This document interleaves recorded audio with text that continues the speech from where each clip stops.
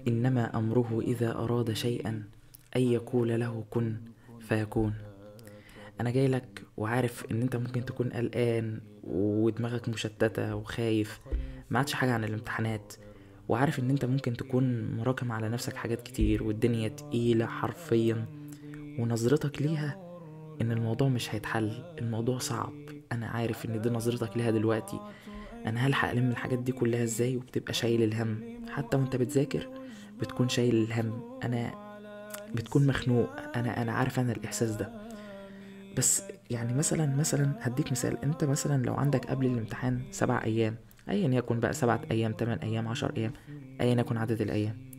طيب لو انا جيت ابص لها بنظرتي الضيقه الصغيره اللي ببص تحت رجلي، فايه ال7 ايام دول ان انا هلحق الم فيهم منهج كامل، منهج لمواد كتيره؟ الموضوع صعب صح؟ بس الموضوع اوسع من كده واشمل من كده. انت ممكن ال7 ايام دول ربنا يحط لك في الايام دي بركة. حرفيا 7 ايام زي 7 اسابيع زي 7 شهور. اللي انت معرفتش تلمه في شهور هتلمه في 7 ايام بس. طيب ازاي يا يوسف؟ دي حاجة بتاعت ربنا. دايما وانت بتصلي في الايام دي ادعي وقول يا رب اللهم يا وهاب هب لي التوفيق والبركة. الوهاب اسم الله الوهاب، اللي بيعطيك الحاجة بدون سعي منك، بدون أي حاجة. ادعي، ادعي كده في قيام الليل، قول يا رب اللهم يا وهاب هب لي التوفيق والبركة، أسألك بكل اسم هو لك سميت به نفسك أو علمته لأحد من خلقك أو استأثرت به في علم الغيب عندك، يا حي يا قيوم، يا من تقول للشيء كن فيكون. أسألك أسألك وأنت القوي القادر وأنا عبدك العاجز عبدك الضعيف، جئت ببابك، جئت ببابك يا رب وأنت الوهاب. أسألك يا وهاب أن تهب لي التوفيق والبركة، هب لي التوفيق والبركة يا رب. يا رب أنا عارف إن أنا مستاهلش، بس أنا واثق فيك، أنا محسن الظن بيك. يا رب أنا هسعى وهعمل اللي عليا. أنت اللي قلت يا رب وأن ليس للإنسان إلا ما سعى. كلم ربنا، قول له كده، قول له وادعي وقول كل اللي نفسك فيه. حرفيا ربنا هيبارك لك. لو انت ايا يكن عدد الايام اللي قبل المادة، ربنا هيبارك لك فيها. بدل ما كانوا 7 ايام هتحس ان ال7 ايام دول ربنا حط فيهم بركة. انت لميت فيهم حاجات. اليوم بقى في بركة بطريقة فظيعة. بقيت انت بتخلص حاجات انت مش مستوعب ومش عارف ازاي انا لميت الحاجات دي، ازاي انا خلصت الحاجات دي، انت ما انتش عارف. طب ده ليه؟ ده حاجة بتاعت ربنا، ده حاجة بتاعت ربنا. فانت شايل هم ليه؟ زعلان ليه؟ خايف ليه؟ انت واثق في ربنا. ربنا اللي قال انا عند ظن عبدي بي. انا عند ظن عبدي بي، يعني انا هكون خايف وزعلان واللي هو متضايق؟ لا، انا عند ظن عبدي بي يعني انا اكون واثق في ربنا. انا واثق فيك يا رب انك هتوفقني، انا واثق يا رب ان انا هلم المنهج كله في الايام المتبقية دي. انا قادر باذن الله، انا قادر طول ما ربنا معايا. محدش يقدر عليا في الكون ده كله. كل الكون ده كله مفيش حاجة أنا مش شايفه قدامي. أنا كل اللي أنا شايفه قدامي ربنا قادر على كل شيء. فبالتالي وأنا واثق في ربنا فإن شاء الله هقدر أنا كمان على كل شيء. إن شاء الله هعمل اللي أنا نفسي فيه وهحقق اللي أنا عاوزه. الأيام اللي متبقي لك عن الامتحانات اسعى فيها، وأن ليس الإنسان إلا ما سعى. ربنا بيدينا الحلول، ربنا عطينا مفاتيح.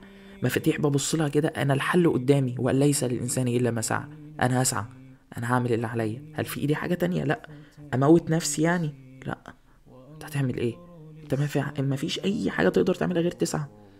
فتسعى وتعمل اللي عليك. خايف ليه؟ قلقان ايه؟ قلقان ليه اصلا يعني؟ والله الموضوع ما هو مستاهل قلق.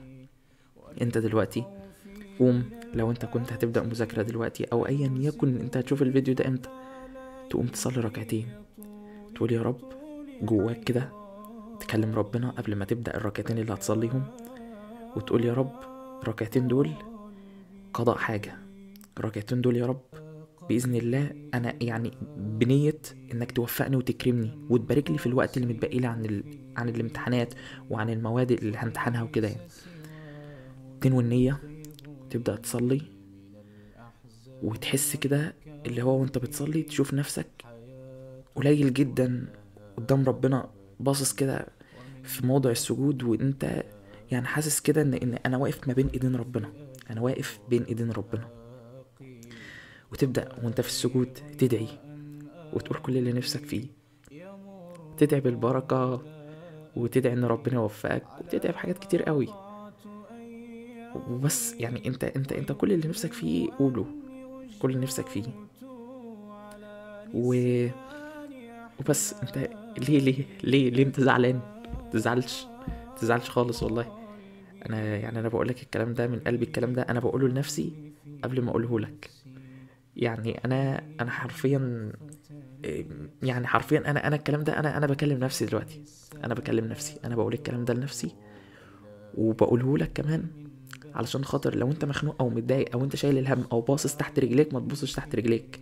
خليك مبسوط، خليك مبسوط. فيش وقت عن الامتحان، انت بتسعى. اعمل اللي عليك، خلص على قد ما تقدر، خلص على قد ما تقدر. احنا لو كل حاجة صعبة بنشوفها صعبة ونسيبها، احنا مش هننجح في حياتنا. اللي يفرق بينك وبين يعني انت كإنسان ناجح، اللي يفرق بينك وبين مثلا انسان فشل او ان هو ما حاولش، ان انت حاولت فعلا، هو ما حاولش. انت حاولت وجربت وخدت الريسك، هو ما اخدش الريسك. هو استريح خالص وقال ان الموضوع صعب، انا مش هقدر، انا خلاص، انا واقف مكانه. انت لأ، انت فضلت تزحف. مش شرط انك مثلا السكينة تبقى ماشية كده، لأ، اسحف، عافر، اعمل اللي عليك، اعمل اللي عليك. انت جواك طاقة كده، جواك كده طاقة كده حلوة. الطاقة دي بتطلع لما بتستعين بالله وبيبقى عندك عزيمة، اللي هو انا هحقق اللي انا نفسي فيه مهما يحصل ومهما يكون، يمين شمال انا هحقق اللي انا نفسي فيه. بس انت خلي عندك عزيمة كده، وخلي عندك ارادة، وخلي عندك هدف. دوس بقى، دوس، ما تفكرش بقى في اي حاجة تانية. كل اللي انت بتفكر فيه دلوقتي ان انت ازاي تحقق هدفك وبس.